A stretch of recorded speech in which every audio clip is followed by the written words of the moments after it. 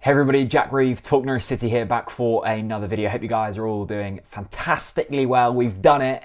We're top of the league and we've hit 20,000 subscribers. It's been a long time coming, but thank you so much to everyone who hit the subscribe button. I still can't comprehend that 20,000 separate people have clicked that button because they want to be notified when videos go live here on TalkNorwichCity. But to be honest, when Norwich City are playing football, it's joyful to listen to each other speak about it, isn't it? So thank you once again. If you haven't already subscribed, hit subscribe. We're doing another watch along tomorrow evening for the Stoke game that I'm about to preview. The kickoff is at 7 p.m, so we'll be live at 6:45 p.m. here on the TalkNorwichCity YouTube channel. Hit subscribe and you'll get notified when we go live. Of course, Norwich City come into the back of or into this game off the back of a 1-0 win over Middlesbrough. A hard-fought win, not the most convincing of wins, but we got the job done, and that's all you need to do in this division. I think consistency kills, certainly in this division, and certainly over the next kind of 6 weeks when it's, you know, three game weeks, each and every time, Tuesday, Saturday, it's relentless. And the deeper squads will hopefully prosper. And I think we're starting to see that with Norwich City. A lot of, shrewd judges were saying they expect us to be, in the automatic promotion positions because of the depth that we've got. We haven't even seen the likes of Kieran Dowell play. Onel Hernandez is injured. Todd Cantwell is injured. The injury list is long, but we're still able to bring Timu Pukki off the bench, for example, and he was the man that won the match for us at the weekend. So it's really promising for Norwich City. This game against Stoke, though, I think is arguably going to be tougher than what we had on Saturday. Middlesbrough, we knew what we expected from them and we got that. It was never going to be a game full of goals. Stoke, however, are slightly different. They're in some decent form themselves. They're in 7th in the division, really well drilled under O'Neill and a really good squad, actually. I'm just looking at it here. Stephen Fletcher leading the line, Tyrese Campbell, who's already got 5 goals this season, Nick Powell, Sam Clucas and John Obi Mikel in the midfield. That's a pretty solid midfield. And then a defence, Harry Suter, Danny Batts, Morgan Fox in there as well. I think the only real weakness for Stoke at the moment is that goalkeeper position. They won 4-3 at the weekend, but did concede, obviously, 3 goals to Huddersfield. They were 1-0 down in that game. Both of their first choice goalkeepers, or first and second choice goalkeepers, are both injured. Angus Gunn, of course, included in that. So it's Josef Bursic in goal for them at the moment. And I'm just looking on FOTMob, and he got a rating of 5.5 in that game. Obviously, he's not going to get a high rating conceding 3 goals, and none of them goals were particularly his fault. But I think he would have probably wanted a slightly more solid game. So hopefully we get some shots on goal. We have been getting lots of shots on goal recently, and hopefully that will continue. I think the thing with Norwich is, a lot of neutrals and a lot of pundits will probably be looking at this squad and the way that we're winning football matches and say, well, we're not convincing in the way we were doing things.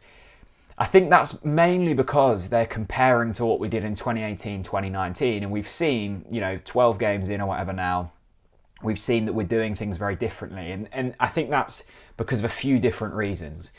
In 2018, 2019, there was no expectation on us whatsoever. There was a free-flowing, laissez-faire approach about this, about the side. And second of all, no one knew what to expect from us.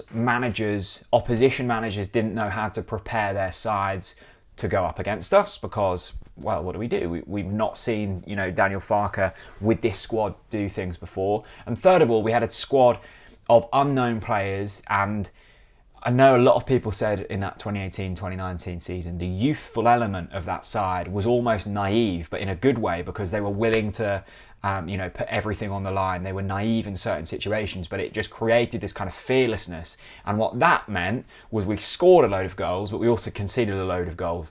And there were some games where we were having to score 3 or 4 to pick up a point or win the game. This time around, 1 goal, 2 goals is enough. We've won a lot of goals 1-0 this season, and that's pleasing because we're still creating a lot of chances, But if we don't take them all, it's fine because the defence is far better. The defensive line is the third best in the division this season. Only Middlesbrough and Swansea have got better records, but they're both below us in the division. I think Grant Hanley and Ben Gibson have formed a really nice partnership.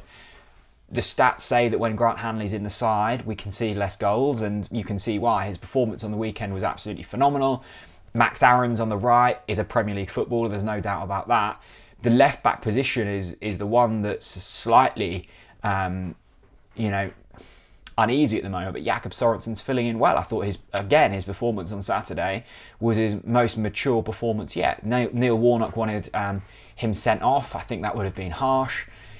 But even he's starting to grow into that role. So you've suddenly got a really strong defensive line, and then you've got Tim Krul in goal, arguably one of the division's best goalkeepers. So if we can keep that solid and without injury, we're in a really good place. And then going forwards, well, we know all about that. Stiepman and Pukki still my preferred number 10 and striker. I think when they're clicking, we look at our best. Buendia hasn't even got into third gear yet and is still contributing some really nice things, and his data is phenomenal. I mean, every kind of app you go on, his ratings are absolutely sky high. And then down the left, that's the one position where I'd like to see a bit more from. Premeswar Boheta, I don't think he's really started his Norwich career that well.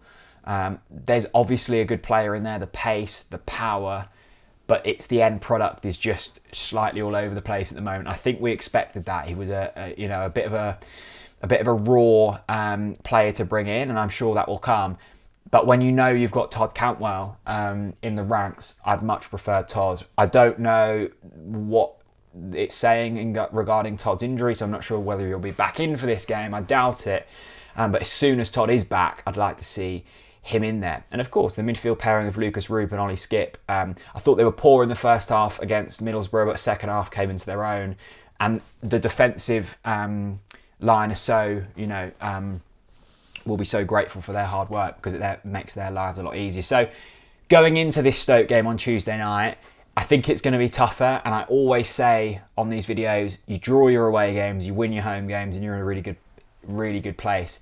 We're winning away games, thankfully, which is the reason we're top of the table. But it's just the consistent and the relentless nature of the Championship. Just keep your unbeaten run going. I'd love to see another promising performance. I'd love to see us start the game quickly.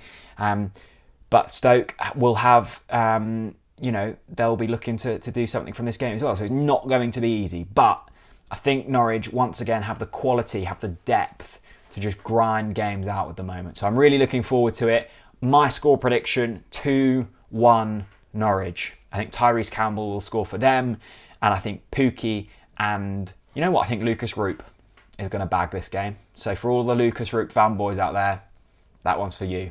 Thanks for 20,000 subscribers. If you haven't already hit subscribe, we'll be back for the watch along tomorrow. I hope you've enjoyed this video. Leave a like if you have, and I'll see you then. Have a good day, everyone. Bye-bye.